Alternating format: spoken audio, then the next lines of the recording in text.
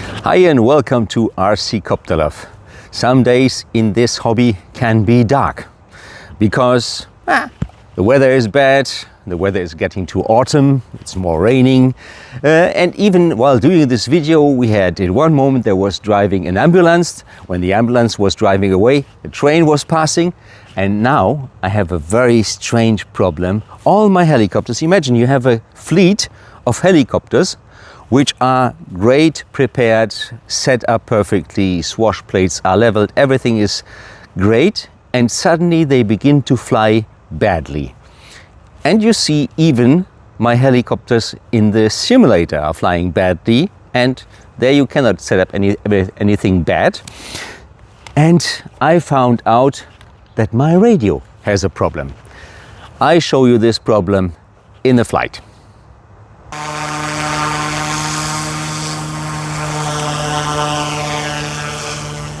I have a very strange problem that all my helicopters from one moment to another begin to roll. It happens in one unexpected moment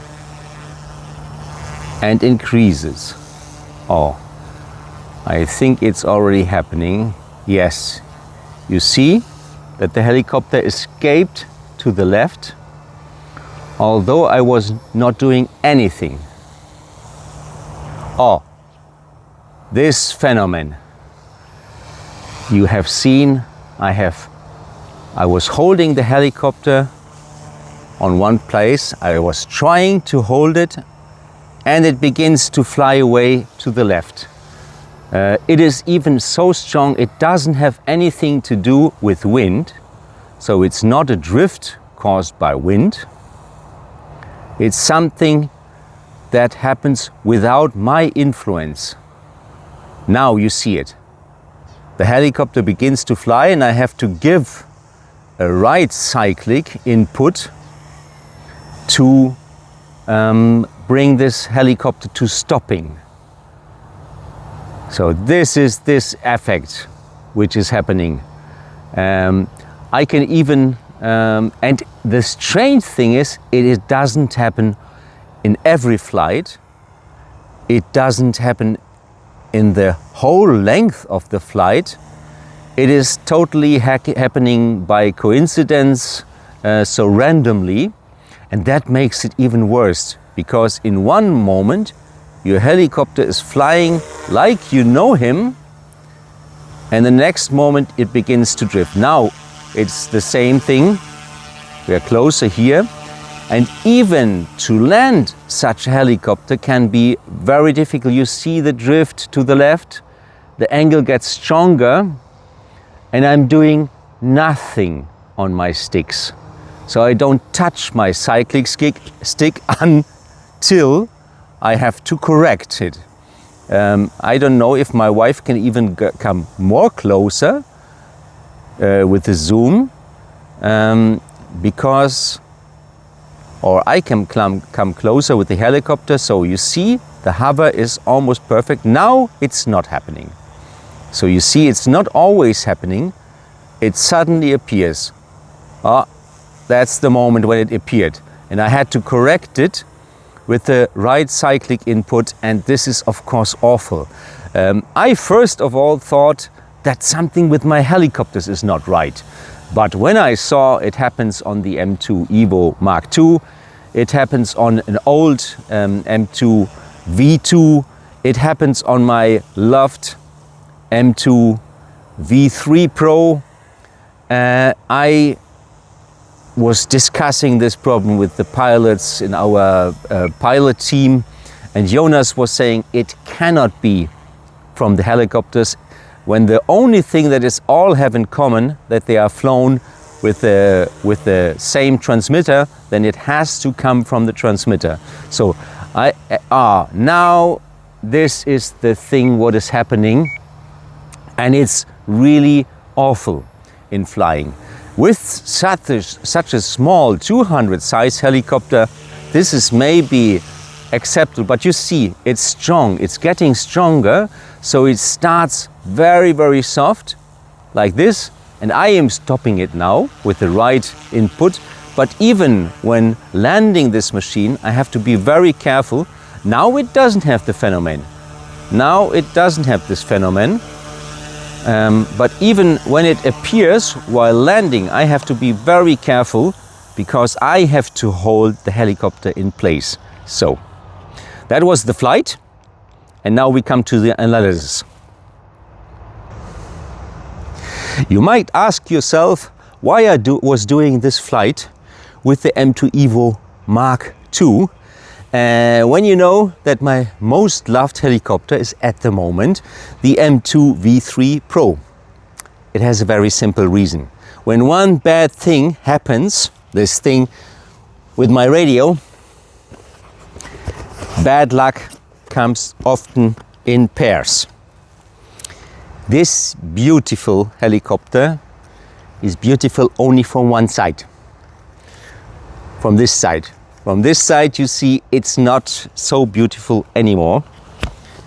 And I was crashing it horribly. I show you from close. Do you see this? I don't know if this is visible, that here is a brake. Is it visible in the video from the angle? The other side as well. You see here I tried to repair the skids already before because I had once a hard landing. I was breaking both side panels. I was in this crash ripping off one of the canopy posts. But the worst thing is the frame has to be changed anyway. But the worst thing is I see that it seems to be that the main frame plate got a hit, because if you follow this line from the frame up to here, you see that it's slightly bent. And my first analysis on the ground was that the main frame plate from the motor up to holding the tail must be slightly bent, and that means it's a complete rebuild. So as much as I love this machine, I am of course hurt that it was crashed.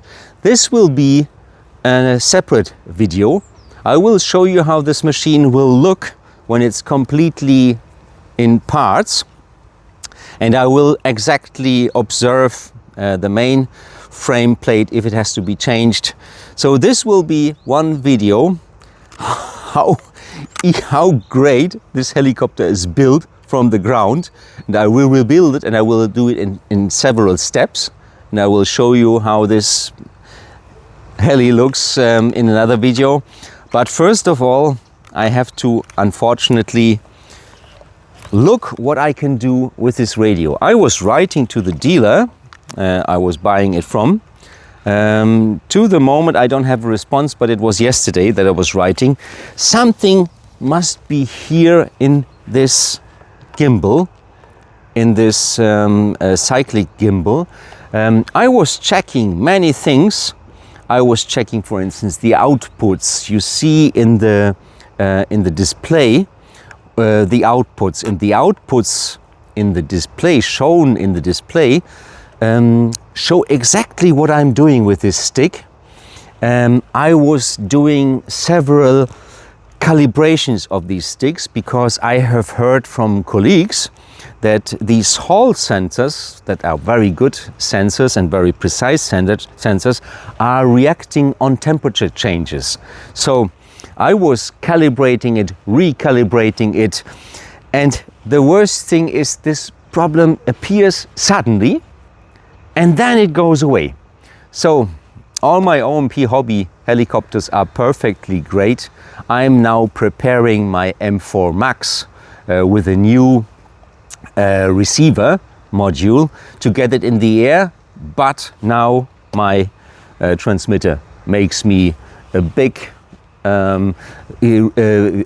dischoice my plans to get the M4 Max into the air and my M5 as well, because with such a machine to have this problem that Imagine you fly by this way and this machine suddenly comes closer to you. This is horrible. Or if you want to land a machine with 1.30 meter diameter of the rotor, and this machine begins to tilt by itself and you have to correct it, this is not doable. So before I have not solved this problem, I have to return probably to my old Radio Master transmitter to fly at least in the simulator. I don't know even how to make the next video. I know. The next video will be the repair of the M2 V3 Pro. For this I don't need the radio. So this is something good that happened. And please cross your fingers that FR Sky will help me, that I will get either a new transmitter or that they will repair this, that they will find this place. The problem is, of course, with the problem that appears and disappears in a moment you need it. When they test it, maybe this problem does not appear and they don't have time to make 10 flights with this transmitter. So cross my fingers that they accept all my reclamations. I have even this video as a proof. And I hope to see you again in a better mood. And what we can take from this all is, I think, such bad happening things, like in general in life, are happening to prove if your love for something is strong enough. In my case, I'm sure I'm now confronted with finally getting more involved in programming the radio, because I have the M5 that is still waiting for the programming.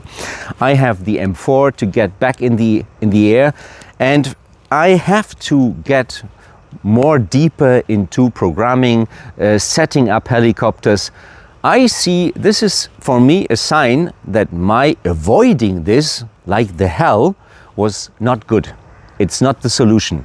So this is part of the hobby. Jonas Wackershauser always told me this. You have to hustle, you have to do all these technical things, you have to have the knowledge, because it's very important. It's a very important part of this hobby. Without the transmitter, you cannot fly this helicopter. And this was what was a good proof for me how important this part is. It's not just a thing that I'm holding in my hand, it's the whole thing that is deciding if my flight will be safe, if my landing will be safe. And when this doesn't work, the whole hobby does not work. Without these transmitters, without understanding them deeply, without programming, you cannot fly in a good way. So this is the thing I have learned the hard way. And I take it as something that is general for life. Difficult situations when we have to go out of our comfort zone are very often situations that bring us a step further. So I'm 65. I'm now going in this winter, in this summer. I was working on my flying skills and they were getting better. For me, I'm really happy with the progress I made. It could be more, but it can always be more. But now I'm working on deeper understanding. The winter will help me because I have more time to sit in front of the computer to learn all this. I have to watch a lot of videos to finally bring my M5 up in the air. This problem will make it more difficult because I cannot do it now at the moment with a wrong, not working transmitter. I will probably have to send it somewhere. I will be probably sometime without any transmitter. Let's see how it comes out. Take this for you. Dark hours are meant to make us stronger. So this was RC Copter Love. If you like this video, give us a like. If you like it very much, please subscribe to our channel so that we get more viewers. And see you again.